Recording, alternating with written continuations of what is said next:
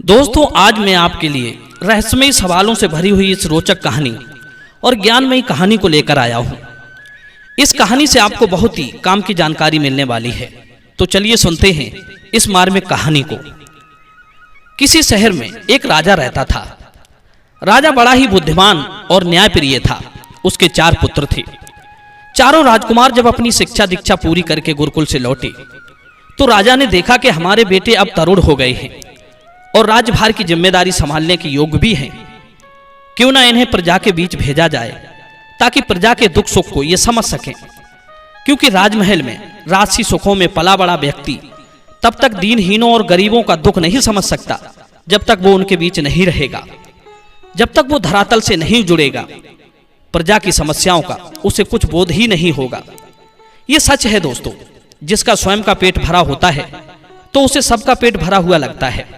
दूसरों के दुखों का एहसास तो उसे तब होगा जब वो दुखी लोगों के बीच जाएगा, उनके साथ कुछ समय बिताएगा या स्वयं कभी दुखों को देखा होगा। यही सोचकर एक दिन राजा ने अपने चारों पुत्रों को अपने पास बुलाया और कहा, पुत्रों, अब तुम योग्य भी हो गए हो और जवान भी, इसलिए मैं तुम्हें प्रजा का हालचाल जानने का काम सौंप रहा हूं। प्रजा के बीच जाकर देखो कौन सुखी है और कौन दुखी। सब खुशहाल तो हैं, उन्हें जीविका अर्जन में कोई समस्या तो नहीं आ रही है। कौन क्या कर रहा है और कैसे रह रहा है। दर्शक बंधुओं, अब तो राजा के चारों कुमार पिता के आदेश पर अपने अपने घोड़ों पर सवार हुए और राज्य की चारों दिशाओं की ओर चले गए। पूरब, पश्चिम, उत्तर, दक्षिण चारों ने एक एक दिशा ले ली। बड़ा राजकुमार दक्षिण दिशा की ओर चला गया। कई नगरों का हालचाल लेता हुआ वो एक जंगल में जा पहुंचा। वहां उसे एक आश्रम दिखाई दिया। उस आश्रम पर 4 घोड़े बड़े ही सुंदर नस्ल वाले बंधे थे। ऐसे घोड़े उसने पहली बार देखे थे। वहीं से थोड़ी दूरी पर एक साधु अपने ध्यान में मस्त बैठा था। राजकुमार ने सोचा, जरूर ये घोड़े साधु महाराज के ही होंगे। ज्येष्ठ राजकुमार साधु के पास गया और पूछने लगा, श्रीमान जी, ये घोड़े आपके ही हैं? साधु ने उत्तर दिया, हाँ, ये घोड़े मेरे ही हैं, पर आप कौन हो? तब राजकुमार ने अपना परिचय दिया कि मैं इस राज्य के राजा का ज्येष्ठ पुत्र हूं और पिता ने मुझे राज्य में भ्रमण करने का आदेश दिया है कि देखें कौन कैसे रहता है, कौन सुखी है, कौन दुखी। साधु ने पूछा, क्या तुम्हें ये घोड़े पसंद हैं? राजकुमार ने कहा, महात्मन, आपके घोड़े वाकई में बहुत अद्भुत हैं। यदि आपकी आज्ञा हो तो मैं राज्य में घूमने के लिए आपका एक घोड़ा ले जा सकता हूं। साधु ने कहा, हाँ हाँ राजकुमार, क्यों नहीं, आप एक घोड़ा ले जा सकते हो, परंतु मेरी एक शर्त है। इस घोड़े पर बैठकर जब आप राज्य में भ्रमण करोगे और जो कुछ अपनी आंखों से देखोगे उसका मतलब मुझे आकर समझाओगे। यदि तुम उसका मतलब नहीं समझा पाए तो मैं तुम्हें पत्थर की मूर्ति बना दूंगा और सूर्यास्त से पहले पहले तुम्हें मेरा घोड़ा लौटाना होगा। राजकुमार ने साधु की शर्त को मान लिया और उन 4 घोड़ों में से एक घोड़ा खोला और उसकी पीठ पर बैठकर राज्य का भ्रमण करने के लिए चल पड़ा। चलते चलते राजकुमार को रास्ते में एक अजीब चीज दिखाई थी। उसने देखा कि एक बड़े से वृक्ष पर कुछ सब्जियां लगी हुई थी जिनकी रखवाली कुछ जादुई डंडियां कर रही थी। राजकुमार ये दृश्य देखकर हैरान था।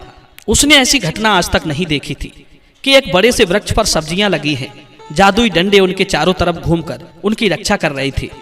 वो दृश्य अपनी आंखों में भरकर राजकुमार आगे के लिए चला गया। पूरे दिन राज्य के नगरों का भ्रमण किया। जब सूर्यास्त का समय हो चला तो वो आश्रम पर उसी रास्ते से वापस लौटने लगा जिस रास्ते से वो गया था। लौटते समय जब वो उसी पेड़ के निकट आया जिस पर सब्जियां लगी थी तो उसने देखा कि पेड़ पर लगी हुई सब्जियों की जो डंडे रक्षा कर रहे थे वही डंडे हंसिया बनकर उन सब्जियों को काट रहे थे। अब तो राजकुमार और भी अधिक आश्चर्यचकित था। वो लौटकर महात्मा जी के पास आया और उस घटना को ज्यों का त्यों महात्मा जी को सुना दिया। महात्मा जी बोले, कुमार, तुमने इस दृश्य का क्या अर्थ लगाया? मुझे इसका मतलब बताओ। अगर नहीं बता पाए तो मैं तुम्हें पत्थर का बना दूंगा। राजकुमार के कुछ समझ में ही नहीं आ रहा था कि वो इसका क्या अर्थ बताए। आखिरकार जब वो उसका मतलब नहीं समझा पाया तो महात्मा जी ने उसे पत्थर की मूर्ति बना दिया। इधर जब शाम के समय तीनों राजकुमार लौटकर राजमहलों में पहुंचे तो अपने बड़े भाई को ना आया देखकर चिंतित होने लगे। राजा को भी बड़ी चिंता हुई। उन्होंने अगले दिन अपने दूसरे बेटों को खोजने के लिए भेज दिया। राजकुमारों को पता था कि उनका भाई दक्षिण दिशा में गया है, इसलिए वे तीनों दक्षिण की ओर चल पड़े। खोजते खोजते वे तीनों उसी आश्रम पर जा पहुंचे जहां वे चारों अद्भुत घोड़े बंधे थे। उन्होंने देखा कि वहीं पर एक पत्थर की मूर्ति बनी हुई थी जो हूबहू उनके भाई की तरह लग रही थी। उन्होंने महात्मा जी से पूछा, महाराज ये मूर्ति किसकी है? ये तो हमारे ज्येष्ठ भाई की शकल से सूरज से मिलती है। कल हम चारों भाई प्रजा का हालचाल जानने के लिए निकले थे। शाम होने पर हम तीनों तो घर लौट गए, हमारा ज्येष्ठ भाई नहीं आया। राजकुमारों की बात सुनकर महात्मा जी बोले, अच्छा तो ये तुम्हारा भाई था जिसे मैंने पत्थर का बना दिया है। राजकुमारों ने पूछा, साधु महाराज मेरे भाई से ऐसा क्या अपराध बन गया जो आपने उसे पत्थर बना दिया?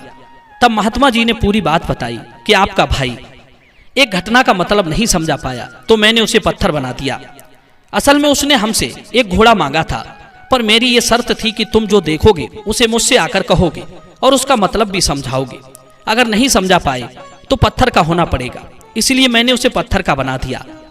अब अगर आप अपने भाई को सही करवाना चाहते हो तो तुम भी हमारा एक एक घोड़ा ले जाओ और जो देखोगे उसमें से जो सबसे अद्भुत दृश्य हो उसे हमसे आकर कहोगे। अगर तुम उसका मतलब नहीं समझा पाए तो तुम्हें भी पत्थर का बना दिया जाएगा। अगर तुमने उसका सही सही मतलब समझा दिया तो मैं तुम्हारे भाई को ठीक कर दूंगा। मित्रों, अपने भाई को सही कराने के उद्देश्य से वे तीनों भाई महात्मा जी का एक घोड़ा लेकर चल दिए और तीनों दिशा में बट गए। चलते चलते एक राजकुमार ने रास्ते में एक अद्भुत घटना देखी। उसने देखा कि एक बड़ा सा तालाब है जो अपने से छोटे छोटे तालाबों को अपने जल से भर रहा है और शाम तक उन्हें भरते भरते वो स्वयं जल से खाली हो गया। दूसरे राजकुमार ने देखा कि एक गाय अपनी बछिया का दूध पी रही थी। तीसरे ने देखा कि एक आदमी अपने सिर पर लकड़ियों का बहुत बड़ा गट्ठर लिए जा रहा था। राह चलते अगर उसे रास्ते में छोटी छोटी लकड़ियां पड़ी मिल जाती तो वो उन्हें भी उठा लेता था, जबकि उसके सिर पर पहले से ही पर्याप्त वजन था, फिर भी वो अपने सिर पर भार को बढ़ाए जा रहा था। तीनों राजकुमार सूर्यास्त होने से पहले महात्मा जी के पास लौट आए और उन्होंने जो जो देखा वो सब सुना दिया। महात्मा जी बोले, आपने घटना तो बता दी, इसका मतलब भी हमें समझाओ, वरना हम तुम्हें भी पत्थर का बना देंगे। तीनों राजकुमारों को उन घटनाओं का मतलब नहीं मालूम था, इसलिए महात्मा जी ने उन तीनों को भी पत्थर बना दिया। शाम को जब वे घर नहीं लौटे तो राजा को और भी अधिक चिंता हुई। अगले दिन राजा खुद अपने मंत्री को लेकर अपने पुत्रों को खोजने के लिए चल पड़ा। ढूंढते ढूंढते वो उन्हीं महात्मा जी के आश्रम पर जा लगा और वहां पहुंचकर उसने 4 पत्थर की मूर्तियां देखी जो उसके पुत्रों की तरह लग रही थी। राजा ने साधु से पूछा, महाराज मैं यहाँ का राजा हूँ और अपने पुत्रों की खोज में निकला हूँ। मेरे 4 पुत्र 2 दिन से लापता हैं, परंतु मैं इस बात से बड़ा संदेह में हूँ कि आपके आश्रम पर बनी हुई ये 4 पत्थर की मूर्तियां मेरे पुत्रों की तरह लग रही हैं। राजा की बात सुनकर महात्मा जी बोले, अच्छा तो ये 4 आपके बेटे हैं? राजा ने कहा, हाँ। राजा बोला, महात्मन इनसे क्या अपराध बन गया जो आपने इन्हें पत्थर का बना दिया? तब महात्मा जी कहते हैं कि इन्होंने हमारे प्रश्नों का उत्तर नहीं समझा पाया, शर्त के अनुसार हमने इन्हें पत्थर का बना दिया। अगर आप इन्हें ठीक करवाना चाहते हो तो आप हमारे प्रश्नों का सही सही अर्थ समझा दीजिए। राजा ने कहा, पूछिए भगवान, क्या है तुम्हारे प्रश्न? तब महात्मा जी ने राजा को उन 4 घटनाओं के बारे में बताया जो उन राजकुमारों ने देखी थी।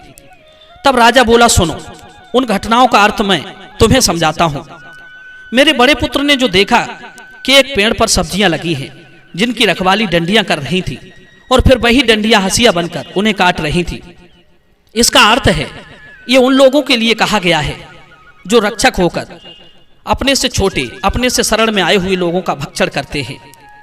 यानी कि मनुष्य विपत्ति में, गरीबी लाचारी आने पर अपनी कोई कीमती चीज किसी पैसे वाले सेठ के यहाँ गिरवी रख देता है तो आजकल लोग नियत खराब होने से उसे पचा जाते हैं। दूसरी बात, यदि वो उसे नहीं छुटा पाता है तो भी वो गल जाती है। रक्षक ही उसका भक्षक बन जाता है, जो उसकी सुरक्षा करता है वही उसे खा जाता है। इसलिए इस संसार में ऐसे भी लोग हैं जिन पर भरोसा नहीं किया जा सकता। हमारे दूसरे बेटे ने देखा कि एक बड़ा सा तालाब छोटे छोटे तालाबों को भरते भरते खाली हो गया। ये घटना उन लोगों की इशारा करती है जो दयावान और परोपकारी होते हैं। दुनिया में ऐसे भी लोग हैं जो स्वयं कष्ट सहकर दूसरों की सहायता करते हैं, भूखों को खिलाते हैं, स्वयं भूखे रह जाते हैं। परोपकारी व्यक्ति अपने बारे में नहीं सोचता, वो सदैव दीनहीनों को सहायता पहुंचाने में लगा रहता है।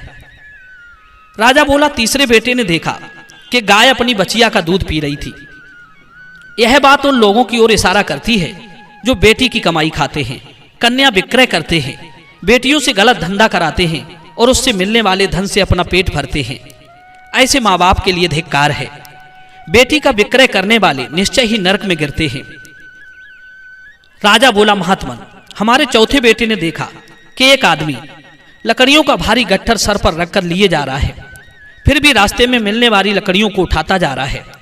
यह घटना अपस्वार्थी लोगों को बताती है कि उनका पेट चाहे कितना ही भरा हो, फिर भी वे उसे भरते रहते हैं। कुछ लोगों के पास पर्याप्त धन होता है, फिर भी वे गरीबों का पेट काटकर अपना पेट बड़ा करते हैं। कोई सरकारी कर्मचारी या अधिकारी जिसे सरकार की ओर से उसके काम के लिए पर्याप्त धन दिया जाता है, फिर भी लोगों से रिश्वत मांगना नहीं छोड़ते और वे जीवन भर गरीबों लाचारों का धन लूटते रहते हैं। जिसके पास जितना अधिक धन होगा, उसकी धन के लिए उतनी ही ज्यादा भूख होगी। वे अपना धन शुभ कर्मों में तो नहीं लगाते, उनकी तृष्णा उन्हें संतुष्ट नहीं होने देती। जितना बड़ा धनवान होगा उतना ही असंतुष्ट होगा। दोस्तों, महात्मा जी राजा के मुख से सही सही अर्थ सुनकर बहुत प्रसन्न हुए। उन्होंने चारों कुमारों को फिर से राजकुमार बना दिया। राजा अपने पुत्रों के साथ अपने घर लौट गया। दोस्तों, ये कहानी आपको कैसी लगी? अपनी राय कमेंट में जरूर देना। मिलते हैं अगली कहानी में नई चर्चा के साथ। आप सभी का बहुत बहुत धन्यवाद। जय श्री कृष्ण।